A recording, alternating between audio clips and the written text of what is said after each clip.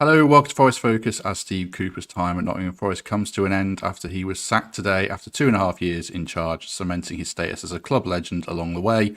Doesn't tell the full story there, obviously, but we'll try to in the next hour as we discuss the decision to remove him and likely bring in Nuno Espirito Santo as his successor. Was it the right call? Regardless, we'll always have that penalty shootout against Sheffield United, the wins against Liverpool and Arsenal, and much more, not least Wembley and the celebrations in Market Square. Joining to discuss that, first of all, well, we've got a panel of 3 elite midfielders here, so I should start with the best of them. For current Hucknall Vets midfielder, and I think former Cardiff Mets exiles or something in Michael Temple. Temps, how you doing? Sunday League hacker, mate. Nothing more. Prut's made a career on that. You can say you get it all off your chest. Say it to start with. I'll be as self-deprecating as you need, Matt. I just love that intro because normally I hear European Cup winner Gary Birtles and temps from Arnold, so I'll take it. You heard the voice there of David Prutton, former Reds midfielder, turned broadcaster, turned actor. If you've seen the current Sky Sports commercials, their EFL Christmas coverage. Pruts, how are you doing? I'm good. It's a nice privilege to be able to sit here and have a good old chinwag about a very, very special man, and I'm sure we're going to get stuck right into it all, aren't we? Yes. Before we do that, returning after yesterday, a very welcome appearance again in another former Reds midfielder in Lewis McGugan. Lewis, you said a lot yesterday, but I'm sure you've got more to say. How are you doing now? Yeah, not too bad. It's been a bit of a crazy day, but like Put said, I'm sure we can sit and delve into it and see if we can come to the end of it and get a bit of a brighter feel. That's for sure. Yeah, as you said before we started, this is football, and that kind of sums it up. But we'll have to expand on that in the next hour. Temps, we should get the fans' perspective first of all. I think you're kind of the realist on our panel. I know Emily and Greg are probably in tears as we speak, but how are you feeling about it all? Emily did actually text earlier to say she was crying in the car on the way home, but I didn't say why. We assume it's about Steve Cooper, but yeah, sorry. Yeah, I think that was the sentiment. But look, I'll just never forget what he's done for the club, and I'm thinking back to him being appointed in that championship season towards the end of September. We haven't won a game. We're rooted to the bottom, and he's come in on a rescue mission. I think we took 16 points from the next 6 games, and a month later we've beaten Bristol City 2-1 thanks to Lyle Taylor, and all of a sudden we're 4 points off the playoffs. And that season turned from crisis into triumph. You mentioned the penalty shootout against Sheffield United. I had one of the best away trips of my life to Bramall Lane, and that was followed up by the Wembley experience. So I'll never forget that. I'll never forget what he's done for the club. I think this is one of those rare sackings where, as fans, we understand it. It felt inevitable. We knew it was coming. But at the same time, there's not an ounce of ill will towards Steve Cooper. He may even have another appointment with our club in the future. But when he comes back with Palace or whoever's lucky enough to pick him up, I, for one, will stand and thank him for everything he's done. I understand the decision, but after a long tumultuous period for our club, he restored a lot of pride in the badge, and for that, I'll be forever thankful. Before I bring Pruts and Lewis in, should give a word to our sponsor, because I've been leaving it too long into episodes. So if you can't get tickets for Forest versus Bournemouth at the weekend and you want to see Nuno, if it is him, his first game in charge, then how to do that is in the description of this episode. You just have to follow the navigation on social media and share the post on Twitter or Facebook. So get your name in the hat to get tickets for Forest v Bournemouth. And as ever, we very much appreciate their support. Already 800 plus people with us inside the first 5 minutes, which is great. Do us a favour and like and subscribe if you're new. That'd be very much appreciated. Lewis, Temp said inevitable. Felt like it reached a conclusion with Steve Cooper, sadly. Do you agree, or do you think he could have carried on and turned it around? Listen, I think if we look at it, and we've spoke numerous times over these last few weeks, I think it's come to a head either way, and I think that there's probably been so much happening in the background, kind of at the top end of the club, what we're not privy to. But I feel that sometimes relationships come to an end, and I think that the main thing is that the manager and the owner and the people around the owner, they have to be all on the same page. And I think that for whatever reason, I think over the last couple of weeks, I think that's come to an understanding that it's not. So I think that they've made the decision. Mirror what Tem says, I think it's a sad day. We all have to sit here and just look at what he's done for the football club, what he's done for the city, and think all the good times that he's built. And I think everyone involved in football, whatever capacity that is, I think when we all kind of think about football, we all look back at moments, we all think of moments and situations that have happened that we've been there and we've been able to experience and witness. And I think that there'll be so many in these last 2 years that a lot of Nottingham Forest people connected to Nottingham Forest will really treasure. And I think that's what we have to do. We have to just be thankful and appreciative of the 2 years that he's had and what he's brought to the football club and the city. But the big thing now is, which he will want as well, as a collective unit, we now have to carry that on. And I know that's a sad reality, but I'm sure Prutz would follow on. That's football. It's a harsh game, a harsh reality, and sometimes, even though there's them feelings, it changes very quickly. And we have a game on Saturday, and Steve Cooper, first and foremost, with all the work that he's done over this period, he'll want this football club to stay in the Premier League. I mean, you were there on Friday, Prutz, to see the Spurs game. In isolation, did you see a team that could turn the corner, or is it a culmination of 13 games without a win and the cascading, kind of pulling on the string, and did it feel like it was just unraveling a bit by that point? Well, I mean, it was a rotten run, no matter how you kind of dress it up. From a purely professional point of view, there was a manager there that was in desperate trouble. Going off that Spurs performance, there was a lot to like about it. Everything that you are describing about it, that you did like about it, are fundamentals: working hard, looking like you care, a nice physical edge to the way that Forest went about attacking Spurs, but just simply not good enough. Not good enough to jump on the back of Lewis. As I was listening back to the pod the other day, not good enough in both boxes by any stretch of the imagination at all. You can't allow players time and space to put the ball into the box. You can't allow players to get, or a single player to get in between your two centre halves, and then you can't legislate for mistakes from the goalkeeper. Now, take those out, there's a lot to like about Forest. Fundamentally better than what we saw in the Fulham game. The Fulham game was a disgrace. And it got marginally better. But marginally better is not going to keep him in the Premier League. And when you are in a position where a manager is seemingly going from game to game to game, that's not progression. There's nothing productive in that. That's just waiting for the kind of hammer to fall on someone's time in charge. So yes, a lot to like from that game on Friday, the fight more than anything.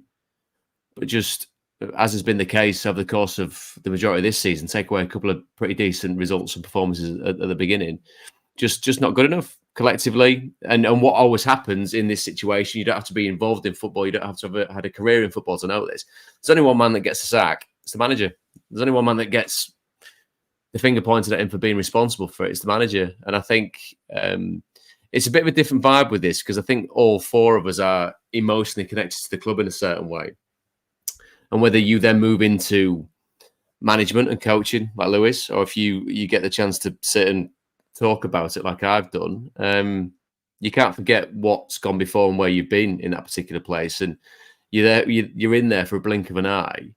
And I listened to Greg talk about what type of manager he was, and he went all the way back to Frank Clark about. I mentioned Dave Bassett on a previous one. He went all the way back to Frank Clark about being the best manager. I played for Paul Hart. He was wonderful. I played for David Platt. He gave me my debut. I will always love that man for doing that. And I know that there won't be many Forest fans that echo that particular sentiment. But in a generation, Steve Cooper has been the best Forest manager. There's no, that might offer him no solace tonight, or any form of help with regards to what he did, because he deeply cared about the football club, deeply cared about the job that he had.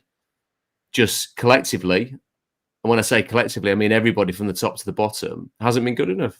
But only one man gets the sack for that, and it's the manager.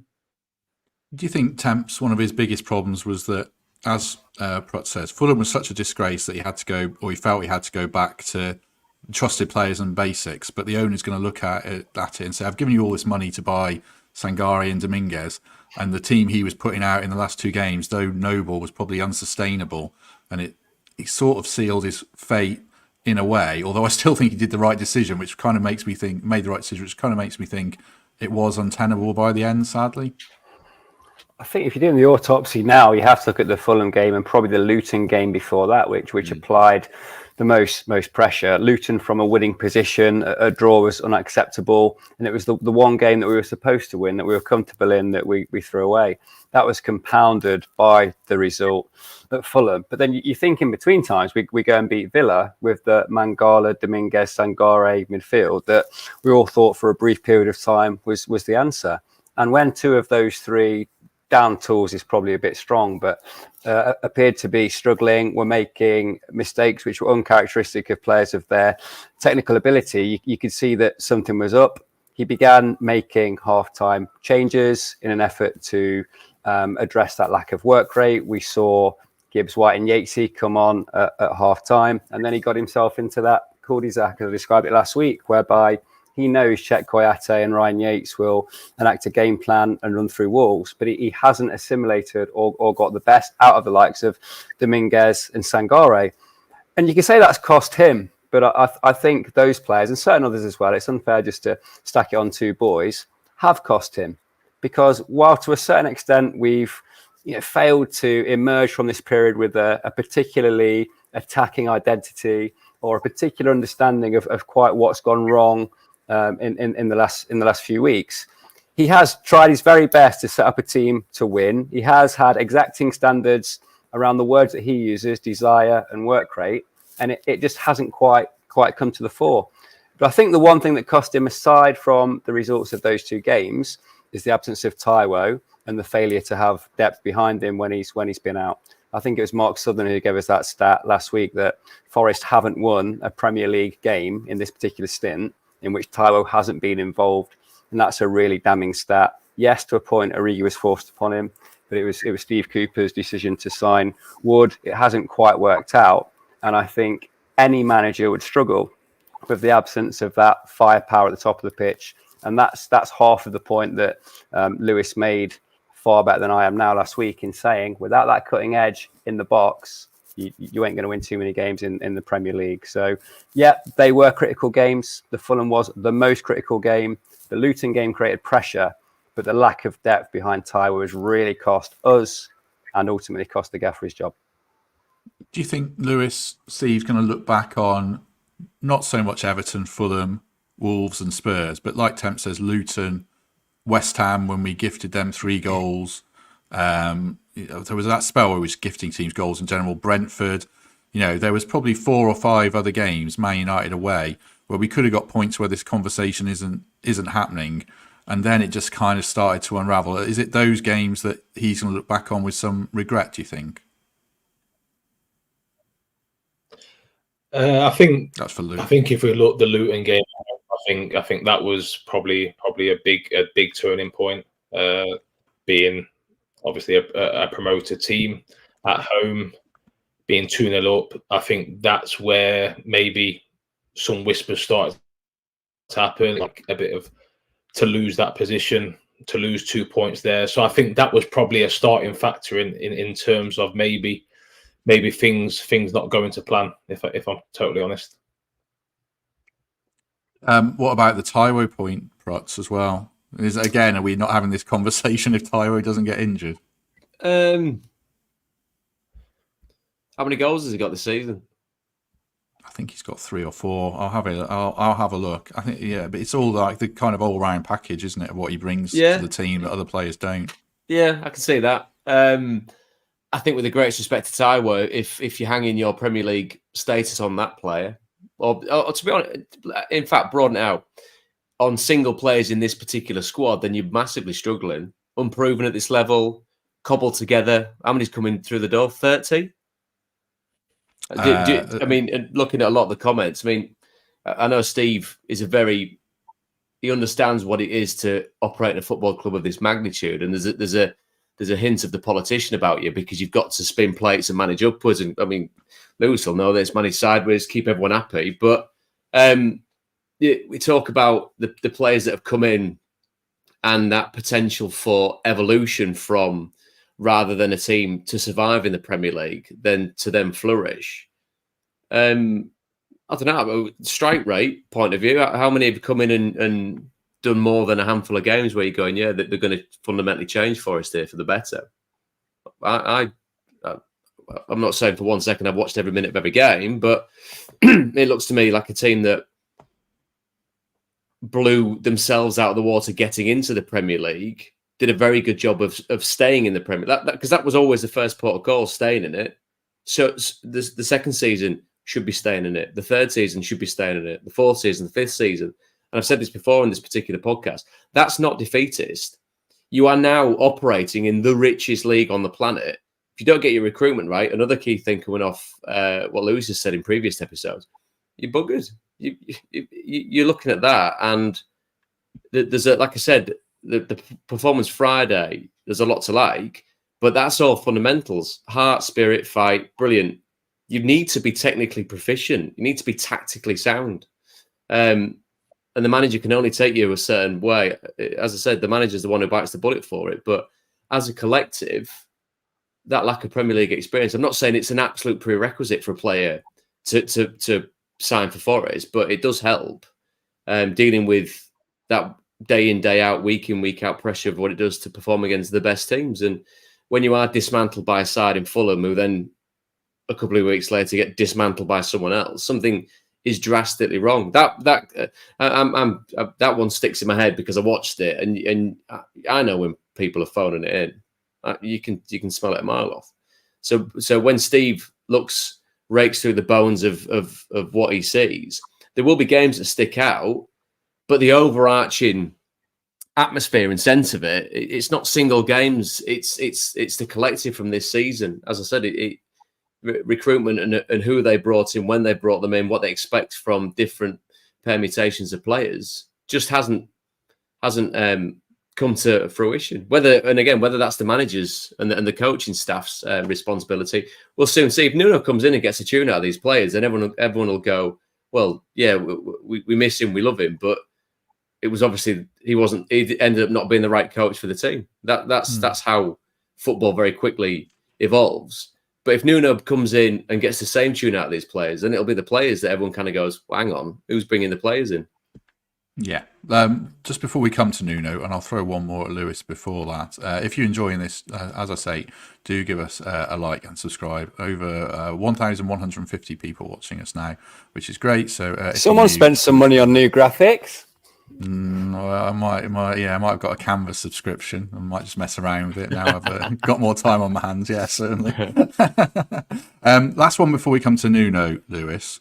Do you think we kind of tried to cheat a little bit as a club this summer, in the sense, like if you're playing like a game of snakes and ladders, we tried to roll a couple of sixes and climb the ladder a bit too quickly and jump ahead of Palace, Fulham, Brentford, clubs like that, when we might have tried to be a bit more incremental, and the expectations have been too ambitious, really, and it's created sort of problems in themselves amongst, fan expectation, owner expectation, pressure on the manager. Or actually, should we just be that ambitious and just say, we put the money in, we need to go for it, and we should have got more than we have?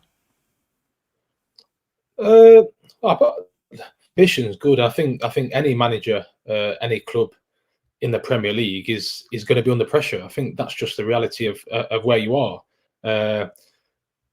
Probably like I say, I come back to the recruitment. I spoke on Monday on it. I just think that the recruitment side, the influx of players, the amount of players, the amount of different style of players, that brings pressure. That brings a spotlight straight away, because it's like, how is this manager going to deal with all these players? How is he now going to deal with the solid squad that got you promoted? The players that you kind of depended on, what played 40 to 45 games a season, to now maybe bringing in different players and it's all these. That's a whole kind of story of how a manager has to deal with certain things. Now, in that recruitment side, if some of them players are coming in that the managers wasn't too keen on, that's also going to bring problems. I know Prut said at the start of the show about keeping everyone happy. That's one of the biggest jobs as being a top flight manager, is when you have a change room, you've got to understand is keeping the ones who aren't playing the happiest. And I feel that when you're playing, when you're winning, it's a lot easier to do. But when you're not picking up results, every single player in that change room will want to play football. The thing, you look at it, is you look at the Fulham game, the result. But my thing, when you look at it, is from a chair, and I think this is where the owner's looking at it, is that he set out a team for Fulham. Whatever's happened, the results happen. For them to have a reaction, you've changed 6 to 7 players. So as an owner looking at that, he's then looking at, well, if that's what you have to do, what's them 6 or 7 players that you've changed, who probably we've invested heavily in this season, you're basically saying that you're going to go your way and they're not involved in that way. So where does that leave the bigger picture? And all of us connected here, all of the people watching, we've got that connection and love for what the manager's done, because of we understand where the club has been for a very long time and where he's brought it. But the owner of the football club, he won't be looking at it like that. He won't have any emotion to it. His emotion, this is a business, and his business, he wants to work. He doesn't want it to fail.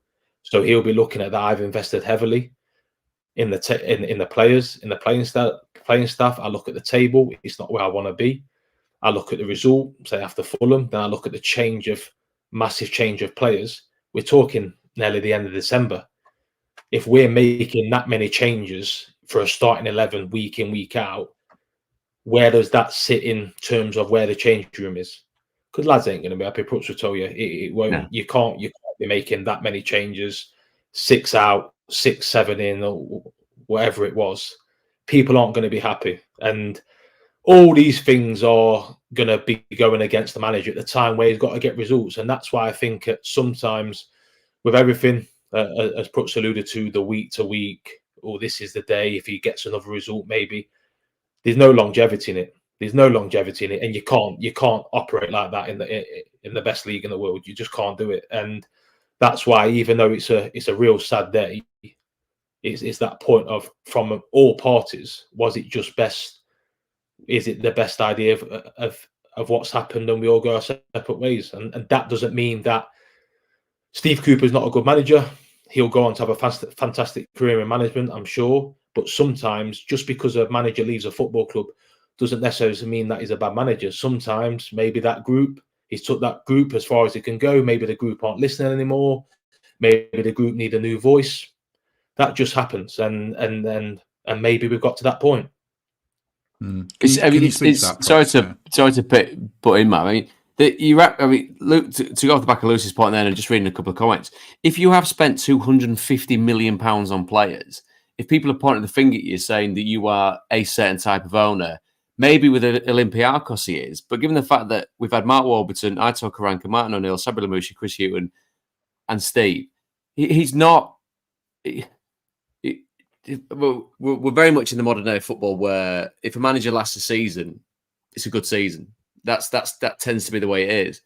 So he's not been trigger happy with this at all. It might not have been glaringly obvious that Steve was his man for the latter stages of this union, and you read reports about them barely being on speaking terms. Whether that's gossip or I don't know. There's a lot in that. But does anyone know what it's like to spend £250 million? No, you don't, do you? And without him coming in and taking the club over, there's an argument to say that Forest is still languishing in the Championship somewhere, or someone takes over that's an owner with aspirations of being there, but empty pockets. And suddenly you're in the position where you've got supporters throwing tennis balls on a pitch going, no one's getting paid, what on earth's going on? And again, that's the other end of the spectrum. But what he's done in the ruthless businessman way that he has got Nottingham Forest to the Premier League for the best part of it, for the first time in over 20 years. Yes, everything's collective in that. The management, the players, and not least the supporters creating everything together. I totally get that. But I understand, given, as I said, our kind of backgrounds with Forest and talking about it, there there is a slight element of emotion discussed here. But take away that and discuss it as journalists, as ex-players. The form was terrible. Performances were terrible. Players looked undercommitted. That's why the manager goes. And it's not necessarily...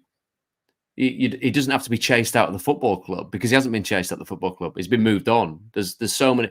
There's the vast majority that you look on social media, you've got grown men crying at the City Ground because he's gone. And I'm not saying that in a condescending or taking the whatever term. That shows what he means to the football club and what he's done to reinvigorate a certain kind of tranche of the fan base about the football club.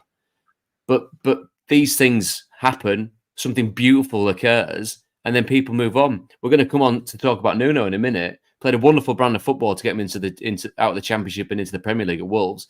Consecutive 7th place finishes. Yet they still found time to say, cheers for that, can you bugger off now? The brutal truth of it is we all know this absolutely happens. We absolutely all know that it happens. When he's a likeable coach, when he's done something that no one's done in a very long period of time, that's why there's an emotional anchor to it. If we revisit this discussion at the end of the season and Forest finish in the top half, so I'm not saying that Steve Cooper's forgotten, because his legacy will live on, and it will be one that so many people will cherish. He's made Premier League footballers out of players that would not have got there by themselves. People weren't cherry picking Forest players going, oh yeah, you'll do. Absolutely not. Again, I mentioned Leeds on this podcast before. Marcelo Bielsa did the same with good Championship players, got them to the Premier League. And nowadays, getting to the Premier League, it's the cachet of being in the Premier League, it's the money of being in the Premier League. There's a laundry list of players that should be thanking their lucky stars that Steve Cooper came into that football club and got them into the Premier League. But then managers move on, players move on. The next port of call is the next game. The reception for Nuno. The king is dead, long live the king. That's what football is. No one will forget what Steve's done, but everyone's got to get behind what Nuno brings. Let's turn our attention to Nuno then. As Prut said, a lot of success at Wolves, won the Championship with a very good team, to be fair. And helps having Champions League standard players, doesn't it? Well, I was going to say consecutive 7th place finishes, but I mean, you look at that team. I was researching him earlier today. Very strong goalkeeper, Rui Patricio. Strong spine of a team. Willy Bolly was there. Roman Saiz, Conor Cody, a back three. 2 in midfield, Ruben Neves and João Moutinho. Diogo Jota, Raul Jimenez in his prime up front. That's a good side, and he's done a good job with it. Goes to Spurs and has a bit of a shocker, but he was perhaps on a bit of a hiding to nothing with the way he was like 19th choice for the job, and was undermined from the start. And then Saudi Arabia, I haven't read too much into it, but he won the league there. But whatever. Good league, that one. Yeah, exactly. So fans have reacted really negatively in a lot of cases, Temps, and some have reacted really positively. I can see positives and red flags around Nuno personally, and we'll perhaps come on to those. But what's your initial gut take on it if it is Nuno?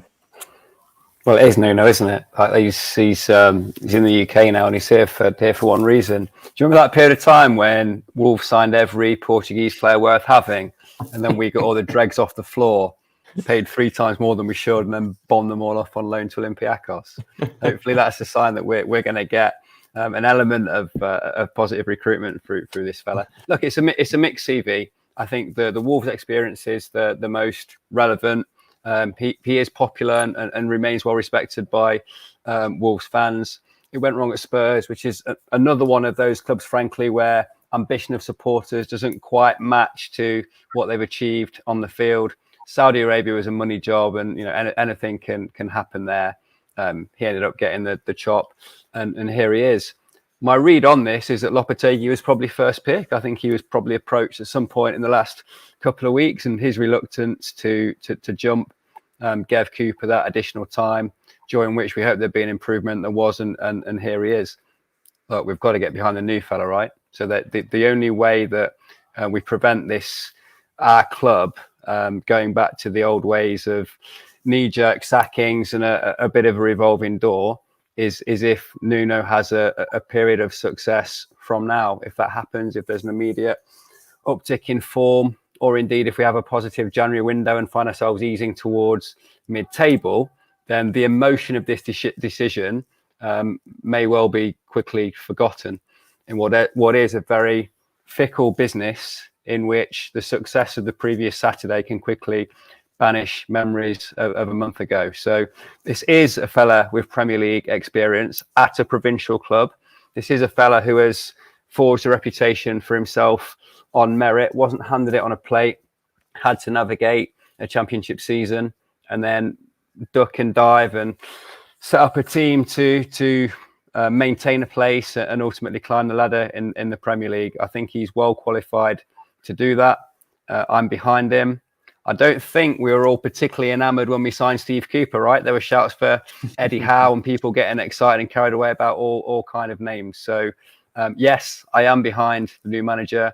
I wish him every success.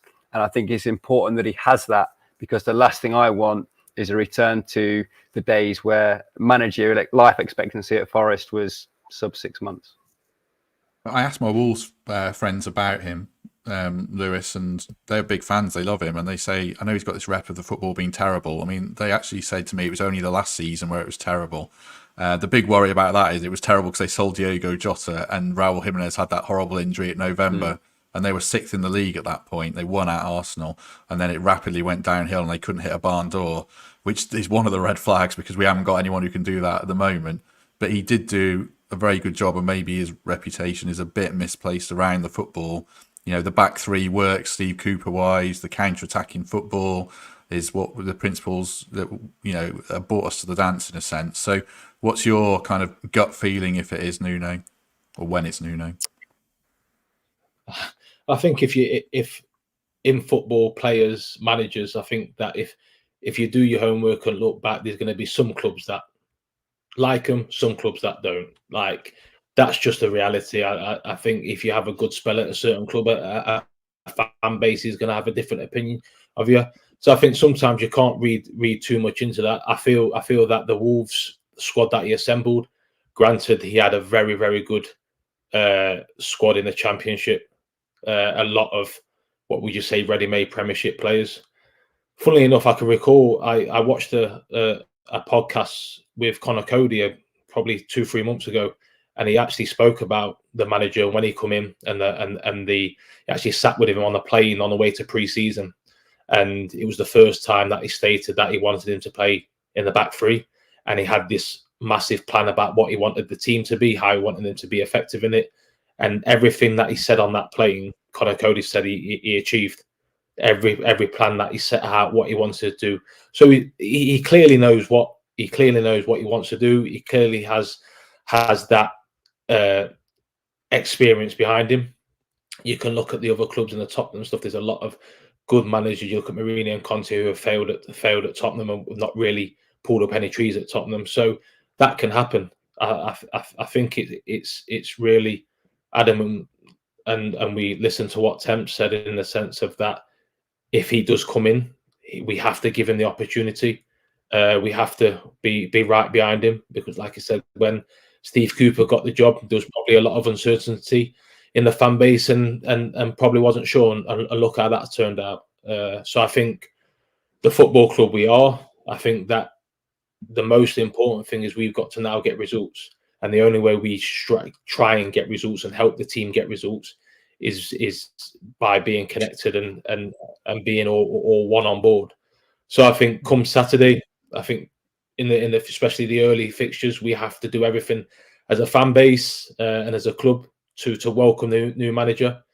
Understand that, yes, we're very thankful of what's been before him, but it's now a new era, and a new era is now to keep this fantastic football club in the Premier League.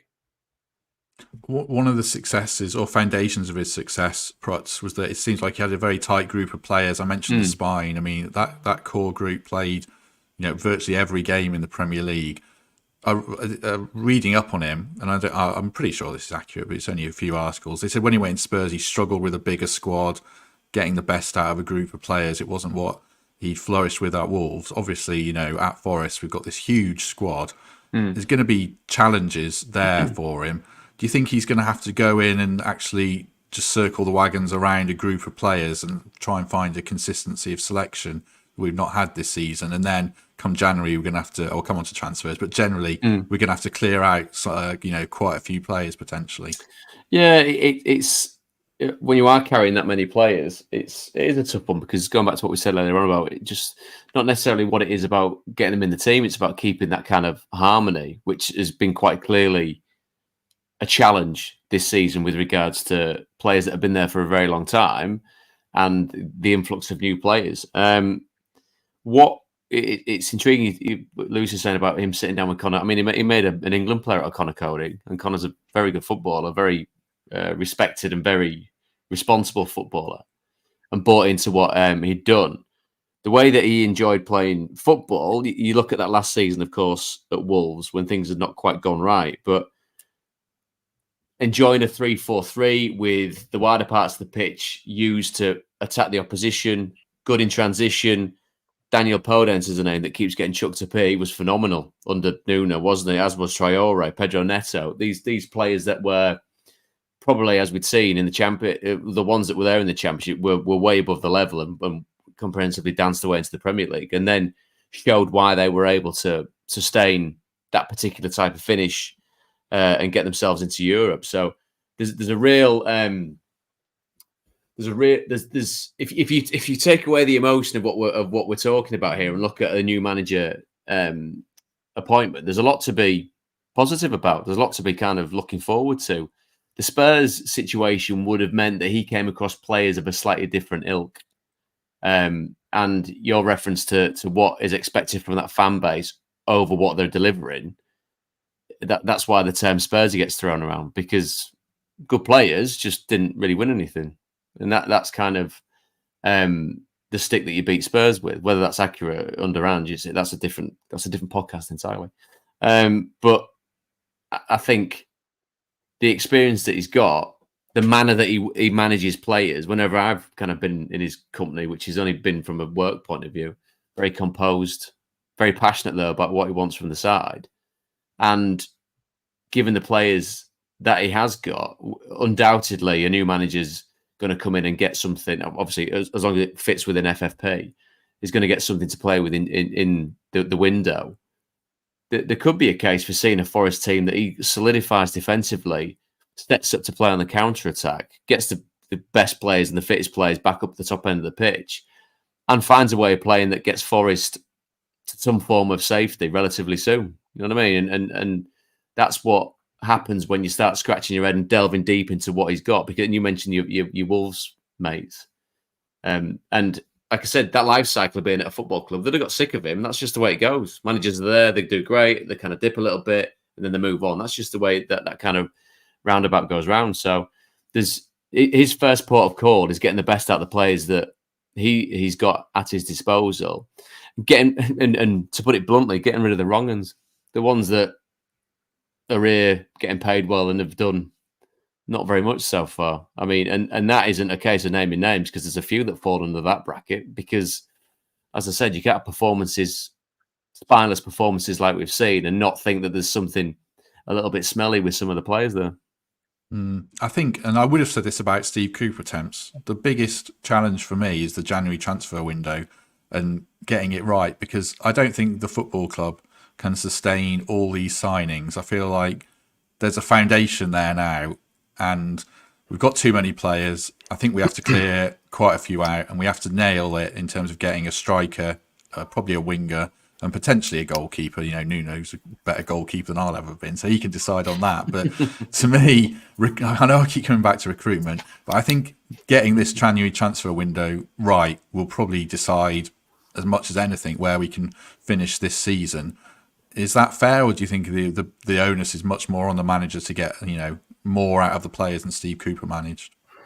Improvement from within at centre half and centre midfield, certainly. I think striker is the priority for recruitment. I think that the goalkeeper thing is a bit of a hindsight call, isn't it? I think it's inevitable now that we'll continue to rotate between the two and wait for them to perform strong enough to stay in the side, or have a howler and found themselves falling out of it. I'm probably less motivated to seek to recruit a winger. I think in Callum Hudson-Odoi and Anthony Elanga, we have decent enough quality there in the games that we're going to play that system. I don't see Morgan Gibbs-White being hung out wide anymore. Now Nuno's on his way in. So yeah, critical recruitment. The goalkeeper thing's a valid point actually, because we've really struggled since the fallout with Brees, haven't we? What a mistake that is, and not one of Steve Cooper's making. There's this machine around him. There was this machine around him at Forest, whereby the ownership liked the European model of having a coach who, yes, makes recommendations, but ultimately manages the squad that's put on the training ground for him. And the failure to pay Brees Samba the cash he wanted is one of those hindsight mistakes. Pulled off a bit of a worldie in getting Dino on loan, and then the groin injury and the Keylor Navas period comes in. He finds himself injured, and now we're sat with these two guys on decent wedge who probably both think they're Premier League number ones, but seem to be falling just short of the mark. So I don't see us addressing that issue through recruitment. I think they'll want a winner to emerge from those two. There are more than enough decent centre halves at this club to get a side out there, whether it be with a back three, back four, back five, centre mid. Six, we have to get, yeah, bigger and bigger. Well, look, we have to find a way for me to get the best of Dominguez and Sangare back in this side, and that's the kind of Villa performance, not the Fulham performance. Maybe a continental coach who's perhaps a little bit more worldly wise in terms of the habits, demands, requirements of footballers of that type is required. Maybe that's where Cooper fell down. Ask yourself which players he improved and added value to. You can make a case for Mangala, you can make a case for Taiwo, but there are a lot of individuals there who, within the squad that were waiting for a change of gaffer. They need to step up and impress, because I want to see players emerge from the existing pack in addition to a more potent backup centre forward to slide in behind Taiwo. Is that the big thing, Lewis? You've touched on this before. There's going to be players who we haven't even thought of, like it's probably too late for Andre Santos, but there's going to be players of that ilk who haven't kicked a ball who are going to think, right, this is my chance. And do you think there might be one or two that might emerge from the pack and take it? Because like you always say, some players are going to be quite happy, frankly, that Steve Cooper's gone, and some are going to be gutted. Yeah, 100%. 100%. When you get a change of manager at any club, I guarantee you within the next 6 to 8 weeks, there'll be a player that's come out of nowhere, what's hardly played any football, and is going to be a massive focal point of the new team going forward. And on the opposite of that, there'll be a player that's probably played a lot of minutes, maybe finds himself at the team and at the squad. That would just happen. I think the big thing in terms of the recruitment in January and the January window, I think, which will also be a really important thing for the club, but especially the manager trying to create coming into the build. He'll want to get a few people out the door. It's impossible to have 20 plus 25. We're talking about 25 players training. Just from a manager's, from a training point of view, the little things like putting on sessions and stuff like that. That's why you hear a lot of managers talk about, I need to get the squad to a smaller size. I need to have a smaller number. And normally managers work with 18 to 19 first team players. Then you have a few youngsters who come in at times to watch the load on the first team players. But to have 20 plus, you're talking 25 first team players, it just wouldn't work.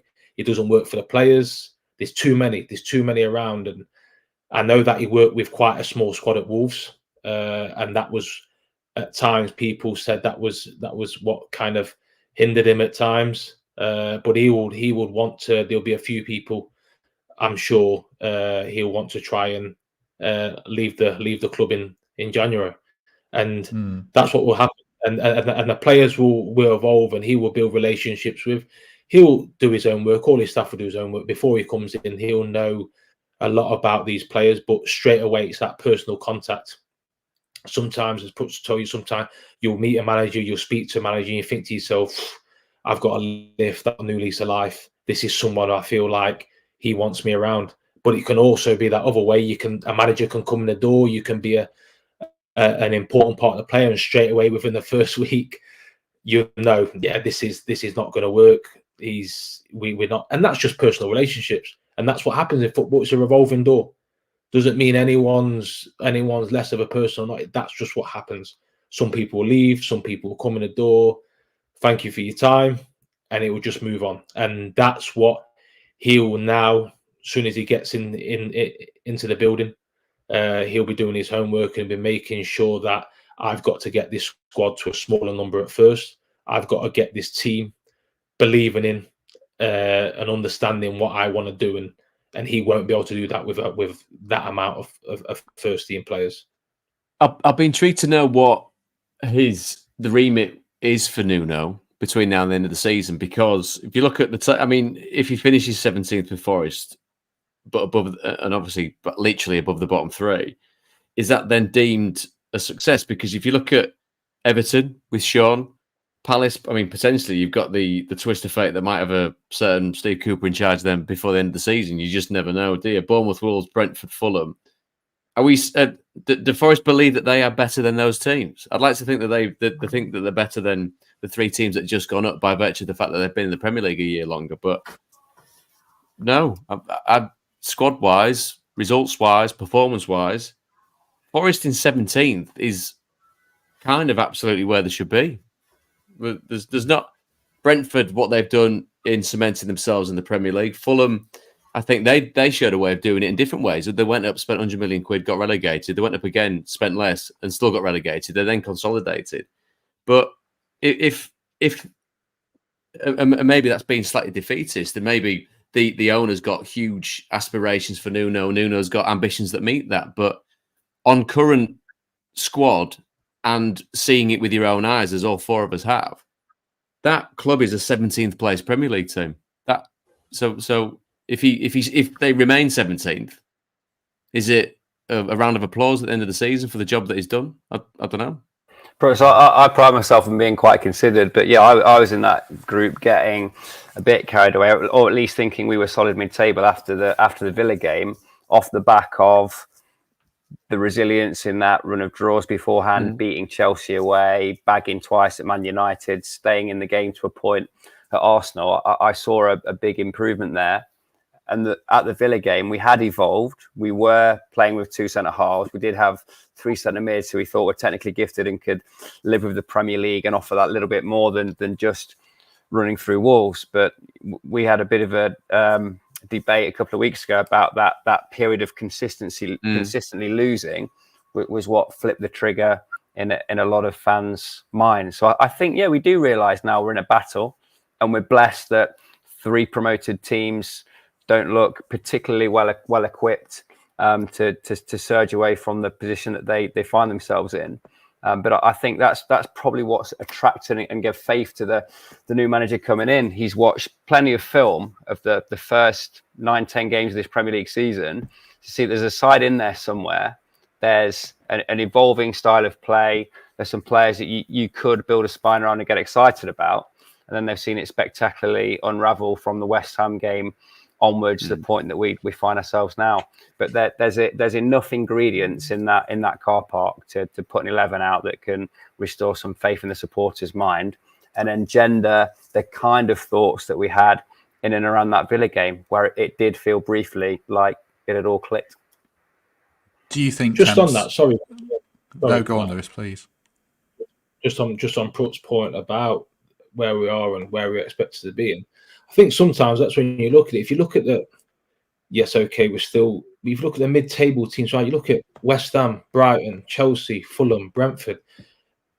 They're mid-table. They're mid-table teams. Look at the teams we're talking about. These are teams that have been in the Premier League for a good amount of time, that have invested year on year out good Premier League players, and that's mid-table. So, like I said, I think Prut's point's right in. I think we've also got an understanding of, yes, okay, we've spent money, but we've got to have a bit of sense of reality of where do we actually think we should be? Because if we're talking mid-table at least, well, that's mid-table. They're the clubs that we're talking about are mid-table. Now, in terms of the journey, in terms of structure, we all know we are a long, long way away from them kind of football clubs. They are big, big football clubs. You look at what Brighton have done over the last. Look at the investment and look at the way they've ran the club. You look at talk about Chelsea. Chelsea are 10th.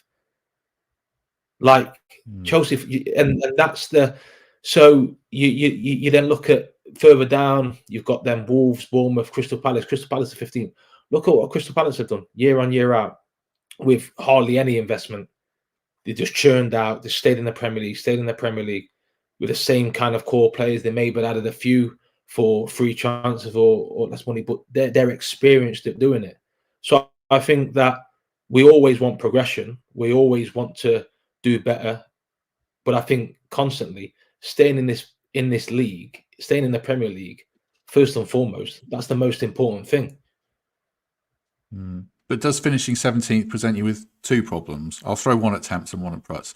One, Temps, it's a bit of a PR problem because a lot of fans are going to say, well, we could have done that with Steve Cooper. Why have we made the change? So, and also the owner's going to think, well, I want to finish higher than that. So he's going to expect more. And then I'll come on to a football problem for Prutz in a sec. But what do you think about that? Christ, is that the way around you're going to put that? That's a different question for you, don't worry. Send it to this fella up here. But from a fan point of view, Temps. Well, it depends what you mean in the sense of a problem. Do I think the manager's at risk if he barely survives? Well, no, hopefully not, because I don't want to become that knee-jerk club. And it's a pretty tough situation for any manager under any circumstance to come in just ahead of the January window and transform something mid-season. What are you going to do? It happens time and time again. He's going to publicly or privately bemoan an imbalanced squad, try to shuffle a few out, try to bring a few in, work out who's buying in and who's going to be in the bomb squad. Lewis said it, there'll be surprises in both directions in that sense. So what is the fan expectation? It's an upturn in form, an improvement. I think to get fan sentiment behind Nuno, he has to cruise away from the relegation zone and build some daylight, find 2 or 3 clubs that we can overcome to propel ourselves towards 15th perhaps. That would be par for me, because I think the players, to Prutt's point, have been underperforming. We shouldn't be a 17th placed side, but the team that we're selecting at the minute, that's the sum total of their results. But no, I hope he's not under pressure for his job. This fella hasn't even signed his contract yet. We haven't even had the picture of him shaking hands and holding the shirt. So no, please don't level that at me. No, I meant fan perception, and I'll come on to one more question. Not keeping his job perception. No, that'd be crazy. But just from a football point of view, Prutz, if you finish 17th, you stay in the Premier League, that's great. But next season's Premier League is not going to have 3 rubbish teams coming up. Well, not rubbish is harsh, but 3 teams that have less resources than the ones that are likely to come up in probably Leicester, Leeds, Southampton or Ipswich. You need to have some momentum, I guess, and some setup going into next season. You can't just cruise or stumble to 30 points. You need to devise a plan and have some kind of setup going forwards, even if we aren't in relegation trouble. Yeah, you do, and it's a really good point to make that it's slightly cart before the horse, because the disastrous permutation to this is Forest go down and those 3 come past them, and it becomes a completely hypothetical point that then you are out on the outside once again looking in. So that's obviously what this change has been about, to preserve that. That's point 1 on the agenda, is now keeping Forest up. Not anything other than that. It's making sure that there's 3 worse teams than they are. Then after that, if there is that progression, then it becomes about getting what you've got with these players and maxing them out. Is Taiwo going to be the player that scores you the goals, that keeps you or makes you competitive, in the Premier League? Jury's still out. And whether that's to do with fitness, time will tell. He needs more minutes on the pitch, doesn't he? And then you need to play in a way that does service that particular play. Gary mentioned it the other day about balls into the box, quality into the box. We saw sparks of Nico going deep into the opposition territory and getting balls into the box, but nothing really came of it. If that's what they want, if that's what Nuno wants from his players, as he historically did with Wolves, attack down the wider parts of the pitch, be very good in transition, a good counter-attacking side with quality players, that garnered him results. Now we'll soon see whether this level of player is one that he's comfortable with working with. And if it's not, as talking about Lewis's point, then you do get players out. The squad is big. If you're looking around and you've got an 11v11 on a Monday morning and you've still got players that aren't on the pitch, something is drastically wrong there. And don't worry, I've been in that position where I've not even been in the 11v11, and I've been that one going, any chance? and not being able to get in the team. So it doesn't work for the player, and it doesn't work for the squad and the coach, because there's just too many. So that's what they've got to be wary of. So that question does come up, but further down the line, that's when, yes, we're safe. Oh, Christ Almighty! Have you seen these three that are coming up? Right, we've got to get our heads in the game now and see where we're next going to go. Because, like you say, momentum-wise, the positivity that comes from a team getting promoted can propel them on. We've seen it in seasons with teams that come up and look relatively comfortable in the Premier League, but then obviously reality bites. So there's going back to the quality of the squad. There is a good team in there that's capable of staying in the Premier League. Absolutely, there's a good team in there. That, kind of jumping on the back of Temps's point there, it's just whether this manager is that man to get it out of them. There was another comment saying about who'd come and play for a 17th place Premier League team. Well, let me tell you now, 17th place Premier League team will still make you a very, very, very wealthy man. That's why you go and play for anybody in the Premier League, regardless of who they are. If you get a chance to go to the top, brilliant. The rest of it, you're not slumming it. Believe you me, this day and age, you're not slumming it in a team that's in 17th place when it comes to wages in the Premier League. True. How important is a good start, Lewis? I'm just looking at the fixtures. Obviously, you've got Bournemouth at home on Saturday, Newcastle away, Man United at home before Christmas, and then it gets a pretty tough run going all the way up to about 16th of March when it really turns with some positive fixtures. Obviously, we're in pretty wretched form. So some early momentum here, a couple of wins out of the next 3, 4 points out of the next 3, anything like that would really, set the ball rolling in a positive manner. But similarly, if you lose the first 3, you're really worried. So if he can get going quickly, it's going to really change the mood around the football club in the right way, isn't it? Yeah, 100%. I think any new manager that walks into a football club, first and foremost, he wants to get off to a good start. I think if you look at the fixtures, and you can, on paper they look daunting, but I can remember back to our live show when I spoke about the first kind of away fixtures that we had and how daunting they look on paper. But I also say, if you go and get a result, if you go and get something, if you look at the Chelsea performance away, straight away it shifts and changes the mindsets. So you're looking at for example, the Manchester United game at home, tough task, but if you go and get a result there, look what that can do. Like, it can completely change everyone's narrative, and that's football. And you know what, we sit here now and we talk about what's happened, but if the new manager comes in and wins the first 3, Steve Cooper will be kind of down in the thoughts, and that's just football the way it is. If a new manager comes in and he loses the first 3, then everyone's going to sit there and say what a disastrous decision it was to get rid of the manager. That's just how it is. That's just how fickle it can be. We all say it's not, but it is. That's the truth. And if the new manager comes in, if it looks like it's going to be Nuno, whoever it is, if he starts off and gets 3 wins out of 3, you say like that, everyone's going to be in a completely different headspace. Everyone's going to be, what a great decision by the owner. And that's where we are. So I think first and foremost, we just have to wait and see and look on Saturday. Look how he wants to do stuff. He's going to come in throughout the week. If he is, he's going to address the media. You're going to hear him speak. You're going to see what he wants to do, his ideas, because we could all be sitting here thinking he's going to do this, he's going to do that. This is his remit. That might not be his remit. Well, let's hear from him first. Let's see how he carries himself, see how he speaks, what he wants, what he's looking for. And then you look at the game on Saturday. If you get a positive result there, maybe we're having a completely different conversation this time next week. Probably already knows what he wants to do, Prutz, doesn't he? He's probably watched every game back on video, or he's probably going through the process, isn't he? I would imagine. He'll have some formulation of a plan in his mind already. Yeah, hopefully he's a bit more of a modern man that is not watching things on video. Christ, what's going on in the Davies household? Is it Betamax all the way, watching grainy footage of me soiling the shirt back 20 years ago?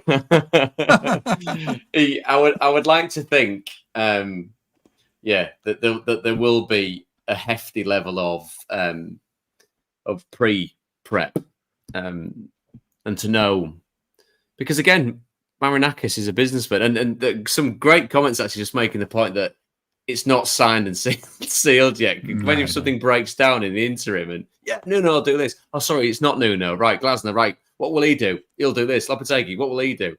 And he's chosen to stay living in Wolverhampton, hasn't he? Which is bizarre. But the sense of what it'll be a daunting task, but he is a professional who's worked at the sharp end. That's why he's come back to it, and that's why he wants to get back in into English football, and specifically with a big club like Nottingham Forest. With any new appointment, obviously, barring say Cloughie going to Leeds back in the day, and then look how that turned out. That ended up pretty well for everyone involved, didn't it? Coming to Forest, but there should be an open-armed element of, well, we want the best for you because you inherently want the best for us. There's a professional respect there that starts. If it becomes something deeply personal, like Steve managed to do, that is the absolute icing on the cake following a football club. But if he's professional, successful, and pushes Forest in the right direction, then again, like Bruce is saying, there's round of applause all round, because then the decision's justified, isn't it? But there won't be. I can't think for 1 second that he wouldn't have had people watch the games. Football managers are fraternal in kind of word and deed, but there's only a finite amount of clubs that you can manage in the Premier League. There's only 20 of them. So people are constantly looking and waiting for you to get sacked, which, again, there's a broader discussion in there about the potential mental health aspects of being a manager. It must be a torridly lonely existence at times. That wonderful minute that you get when the final whistle goes and you've won, it must be fantastic. And the lads go off and celebrate. And you're sat there going, thinking, God, they've got to keep me in the job in 2 days' time again. What do I do now? So Nuno will be ruthless in this job. He will be absolutely ruthless. If you're not pulling your weight, you'll be gone. Marinakis will back him to say, well, have a look at the squad. Tell me what you think about the squad right now, and we'll do what we can to get the results that we need. And that's the thing in it, Temps, when you look at it from a fan's perspective. To be successful and loved, that they feel to me like once in a generation appointments, don't they? To be successful, yes, you can take that, brilliant. But to be successful and loved like Steve was, that you understand how special they are, and that's why you embrace them in the way that you have. Yeah, I thought you were going to come in on that, Temps, but you're still muted. Let me ask you a question before you come in quickly then. Following on from that, people were messaging me saying, we should have a round of applause for Steve Cooper and stuff like that, a minute's applause. Not for me, because I just think you're undermining the new man straight away. Is King is dead, long live the King type thing, isn't it, in the ground on Saturday when we're taking on Bournemouth?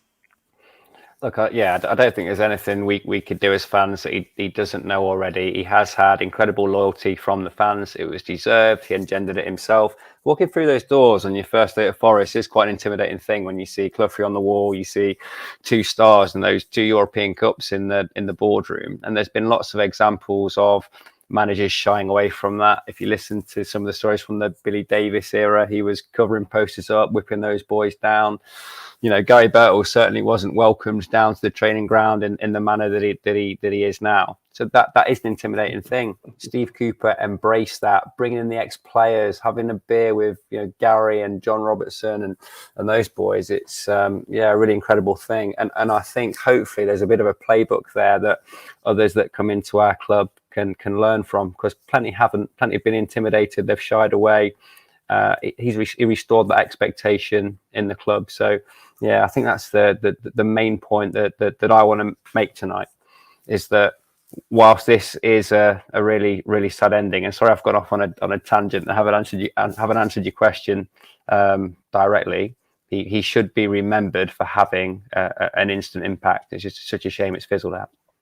True. Right. One final reminder, because there's so many people with us, 1,300 people. Do us a favour, like and subscribe with my very impressive homemade video. Love that. It's a big fan. I know. Thank you.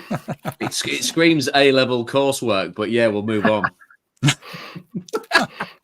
does. I'll take it. It's better than what I had before. No, God, the from crap a man I that give never you. did A-levels. Sorry. I give you far worse. Don't worry. Right. I think we're coming Someone to. said my decorations are League One and Temps's Christmas tree Premier League, which I thought was very. Yeah, that is true. That is a good Christmas tree. I might post a picture on Twitter of my Christmas tree in response to that, because it's absolutely horrendous. Mate, I've noted down a few comments. Can I read some to you? What is it about my lack of a beard or something? No, like generally really complimentary stuff. Let me work through. I'll be quick. My favourite one was about Prutz. Rightly observed that he's aging like a fine wine and could serve as Ryan Reynolds' stunt double. Quite enjoyed that one. There was one relating to Lewis. Like let's not forget, Forest appointed a set piece coach last week in Simon Rusk, who may or may not be out on his ear. Who knows? But there's a suggestion that Lewis should replace him. And I just like the idea of that set piece strategy now being we're going to put everything top bag straight out the laces. I think that's the best possible strategy for set pieces. Suggestion of Pedence, who in the Greek Super League this year has played 10, scored 5, assisted 2. Has that history with Nuno. So stranger things than that have happened. A shameless plug. So if you want to come Forest Man U, I'm lucky enough to be doing a Q&A with Mark Crossley. And all hospitality guests who come to the cricket ground can buy that through the Forest website. So there's my shameless plug. After dinner streak of the year, Norm, isn't he? Temps to put in there, did I see? No, he's top class, isn't he? Yeah, he'd won an award there, and I can't remember who he'd beaten to the punch. Some other glittering people, but yeah, he's very funny, Norm, very funny. If you like your Cloughie stories, he's one of the best. And then my final point, sorry to hog the mic, lads, is just about that connection to the club. So I'm just about old enough to remember Collymore and Roy and finishing third in the Premier League. That was the first name I had on my back. I was really into the Prutz side, particularly when Huckabee, Johnson, Harewood came together. That was a great season. And Billy almost got it going a couple of times, didn't he? But I think the Championship season and last season were by far my most memorable as a Forest fan. So yeah, I'll go silent on that. I think he might have beaten Matt Le Tissier to the award. So God knows what Matt Le Tissier is saying these days. I mean, the narrative has it's a bit different to perhaps what Norm's talking about. True. And also, if training is lining up all 55 players 40 yards from goal and saying smash it in the top corner and see how much bend you can get on it, I'm not sure that's a good thing. Well, let's indulge me talking about Lewis just for a second. When you look at that type of thing, and this is not being needlessly self-deprecating, it's just completely accurate that when you look at someone that can do something that you have got absolutely no chance of ever doing, Lewis, when you run up to take a free kick like that back in you look like there was zero doubt that it would go where it needed to go. Was that practice, natural talent, or just supreme inner self-confidence? Because my friend, they were a joy to watch. I think the biggest thing was practice. It was something that I did from a young age. It was actually one of I just was so comfortable striking a football. It was something that I always try and give advice to younger players now. It's something that my dad did. Looking at, I had 2 older brothers. I was the youngest. It was one of these things that I always played with a size 5. No matter my age, I always played with a size 5 football. I know people might look at that and think, but it was one of them things that I always played with the biggest ball. And it just allowed me to strike that ball at that age as it younger and younger and younger. And I just had that supreme confidence. For me, like I've said it to players that I've coached in the last few years, for me, every time I got a free kick, it was a chance for me to score. That's how I looked at it. Sometimes it was a chance for me to get me out the shit. Do you know what I mean? If I've been having sometimes I look at I've been having sometimes I'd have a tough first half an hour and I think to myself, get a free kick, I'm thinking, here we go, this could get me out of trouble, this. So that's how I used to look at it. But I do look at, like you're talking about set piece coaching and stuff like that. For me, I understand how football is evolving and football is changing. I just think it's just complicating stuff. I understand from maybe a defensive standpoint, maybe a bit more structure, a bit more looking at it. But I think from an attacking standpoint, you have your set piece taker, and he controls the situation. He controls where the ball's going. He controls, and that's just the way it's always been done. And I think that the way it should be. I think you can overcomplicate stuff, especially from an attacking point of view. And that's just sometimes these people they start putting these jobs in and these titles, and I just think all it does is just complicate and just brings more bodies around the training ground.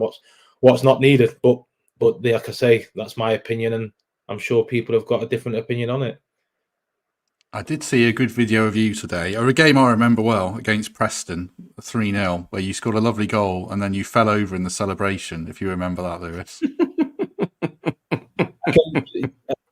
I have come across it. That night was I can remember that game because following that game, it was our Christmas party in Manchester. And if you can recall, just before that, for the few, I wore a mask. I fractured my cheekbone, so I wore a mask for quite a few weeks, and that was the first game that I'd not had to wear it, but I still had it in my bag. And for whatever reason, after the night out, one of the players stole it. Just vanished. My mask vanished. Luckily enough, I didn't need it after that point. But yeah, it was that's why that game slipped in my mind, because I can remember I slipped. It was very icy on the side of the pitch. That's my defence. Pull the mask out your pocket, Prutz. Pull the mask out your top drawer and put it on. I don't know to this day who took it or who, you know what I mean. But yeah, they're the like I said, they're the moments you look back on. But I've seen that game and them highlights today, and they were good times. Like I said, and that's what we look here now and we think about Steve Cooper, and that's what we'll do in years. That we'll look back and we'll look at the good times and the times at Wembley, and the stuff that he's gave the opportunity to this football club, this fan base, to experience, and it's all moments. And when it's all said and done, especially football, we're all involved in it for moments, and we'll all have our own individual moments that we keep close to us. So yeah, I think, like I said, the most important thing now, it's a chapter that we have to close, but we have to be respectful for what's gone before us. But the most important thing now is, if it is Nuno, whoever the managers come in charge, we need to help him, help the players, because, like I said, the main thing, we need to stay in this Premier League. And I think it would be a bit of a tragedy if we didn't stay in the Premier League for all the hard work that the manager and the players have done beforehand. Laptop's dying rapidly. Battery's about to die. Temps, cut in and give us some words of wisdom before we depart, as I plug in a panic. I'll just echo what I said. Never forget this period of time. It is quite refreshing in a sense, isn't it, that we've been so respectful for a manager that's been chopped. I will just remix the David's point from earlier, that he was given time. This wasn't knee jerk. This wasn't an owner banging the desk after 3 games. He gave him an extended period of time, and he had a run of 1 win in 12 last season as well, which he was forgiven for. So he was supported. He was financially resourced. Ultimately, it hasn't worked out, and the pace of improvement hasn't matched ambition of ownership. But remember that he walked into a club who were 24th in the Championship, got them out of bother inside 6 games, and ultimately we had that out at Wembley, which we'll never forget. And that's for me how he should be remembered. There aren't too many managers that leave their club 24 position. Well, what are we? 24, 25, 28 positions higher in the pyramid than he found it, and that is some legacy. What do you think, Prutton? Yeah, it's really well put, Temps. And more often than not, when I sit and listen to you, you talk so much sense, mate, and put it in such a lovely way. And the good thing is, because of what the nature of what Matt's podcast is and getting the people on that he does, you can be forgiven for being thoughtful and kind of invested in it, because of, I mean, if you're not moonlighting on here, if you've got nothing to do with Forest, are you? So you understand what Steve's done, and that's why, like I said, we've hopefully talked about it from a journalistic point of view, from a footballing point of view. But I've worked with Steve. I've come across Steve. I texted him in and around the Leicester game last season, and just asking him if he was all right, and got a very sensible, level-headed text message back saying, "Yep, it's the nature of the job. There's a lot of pressure. There's people in worse positions. We'll crack on," which is exactly that. I've when the news came out, I've sent him a text. It's not been read. I texted. I said to Matt a couple of weeks ago when he was talking about this wonderful new kind of pivot with the podcast, and I said, we need to get Steve on. Let's see if we can get Steve on. I texted him, and the silly bugger blanked me, and then realised. Then he said he was watching telly, and then saw me, and then that reminded him that he'd not got back to me. So I got a really nice voice note. I know, as we know, voice notes are weird in essence, but a really nice voice note saying, "Bloody hell, I completely forgot to get back to you. I'm just watching you on here." And he was lovely, really lovely, just the type of fellow that we all think him to be. And obviously, with the way things have transpired, I presume that he'll lay low for a little bit. But he was always at Swansea, was wonderful with us, talking in and around the games. Going into Forest, we did the podcast with Paul Hart and Gary Birtles, didn't we, Matt? And we bumped into him in the car park as he'd been to watch. I think there was a game over at Notts that he'd been to. He said he was meeting with all the old boys in Bridgeford during the course of the week. That was him from day one, stepping through the door, going, right, I need to do that. I need to see them. I need to get these involved. I need to cover all these bases. And I think what we've allowed ourselves in this is that nice little chance to reminisce. Because again, working at the playoff final, we had Stuart Pearce there, and then Steve came over to speak to us afterwards. After obviously it was all going off, it was a joy to watch. There was a fella that in as we'd come back from a break saw I went Psycho, got the thumbs up from Psycho, and then he kind of went Prutton, and he said a word, and I kind of went, thanks for that. Yeah, I thought that must have been picked up on the mic because it was something that a lot of people had said at the same time, and just made me laugh. And then Steve would come over and start talking to us, and he was chatting to us. Oh, well, you know what it's like, and I'm sat there going, well, I do to a degree, but Stuart Pearce is here, and you've just got them in the Premier League, so no, I don't really know what it's like. I've got a wonderful passing kind of block of time in my formative years that I'll never forget. But Stuart Pearce is Stuart Pearce. Steve Cooper's the man that got them back into the Premier League. So spending time with him has always been a joy. And that's why, like I said, forgive us for this little bit of reminiscing, but it's just been wonderful to deal with and wonderful for the football club, and will be remembered, as I said, as the best Forest manager in a generation. There'll be kids growing up going, in years, Steve Cooper was the first one for me. Whereas other years have got other managers, haven't they? And for this generation that sees Forest in the Premier League, Steve Cooper will be their touchstone. I'm glad you spoke for a while. I'm so out of shape. I only ran up and down my stairs. I'm like completely out of breath. Great graphics, pathetic. No power cable. This is the new Matt Davies, everyone. No. It looked like it was fully charged when I brought the laptop downstairs because the kids are going to bed, and I've obviously massively overestimated and underinvested in a new laptop for this new venture. So yes. Any final words, Lewis? You might have said them while I was gone. Anything you want to add before we depart? I'm slating you when you went. But no. 1,100 people to do that. I think everything's been said. I think both Temps and Prutz have spoke very well. So I think that, yeah, they've covered everything really. Good on them. I'm going to keep lobbying to get you on Sky Sports now, Lewis, with Prutz. I'm going to be your agent, and I'll take 15%. Yeah. Without sounding condescending, it's been a privilege, Lewis. It's we had Wes Morgan on the other week when we were doing the Leicester game, and I still gently rib him about the slightly rotund chap that was a young kid at Forest that went on to lift the Premier League, and still going, how on earth did that happen? That's amazing. That's amazing. But the people that I came across, and we say that again, Lewis. Problem is sometimes where he still forgets that he actually has done it. That's crazy. It's crazy. I sometimes realise you're the captain. You've won the Premier League. You've lifted the Premier League. Like you have to, and you know, shows the person he is and the lad he is. Yeah, what a lad he was. Calvin Wilson said he's the best one-on-one defender he's seen in his career. So there you go.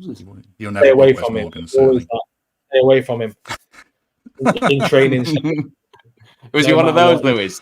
You always knew you were going to get booted. Oh, it's you again, Wes. Even if you're only going to come away, you're only going to hurt yourself. So just stay away from him. Right. I feel we've gone off on multiple tangents, mostly to bail me out for my laptop charger, but I certainly appreciate that. We shall probably leave it there, I think. Good of you to join us, so many people, 1,200 with us for about the last hour, and we've been going for an hour and 20 minutes. That's brilliant. Thanks for all the comments, very much appreciated. Do like and subscribe, do give us a good review, etc., and do join us again for upcoming episodes. Back tomorrow with Seb Hutchinson, who has commentated on pretty much every Forest game. I think he's seen them all, so it'd be good to get his thoughts from a neutral point of view about the events of today and what will happen going forward. And then back on Thursday with a match preview, and Saturday with the post-match stream straight after the Bournemouth game. Temps, thank you very much. Cheers, fellas. See you soon. You'll have a good Christmas. Oh, no, I'll see you tomorrow. Yeah, I'll tell you to have a good Christmas then. Prutz, thank you very much. Pleasure. I hope all three of you and everyone that's been watching has a wonderful, wonderful Christmas. And yes, it's been crap, and it's a day to hug each other and console and stuff. But as someone quite rightly put, no one's died. It's football. This is the way things go. It's been glorious. Hopefully, the only way is up after this. Yes, certainly. Lewis, you've been a hero of the podcast consecutive days now, and we shall see you tomorrow, but I shall wish you a good evening. Thank you very much.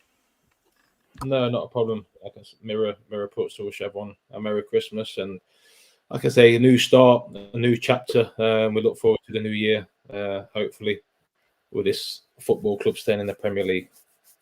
Yes. Oh God, don't talk about getting relegated. My bank balance can't handle that. So yeah, what a note to end on. Thanks very much, everyone. We'll be back tomorrow.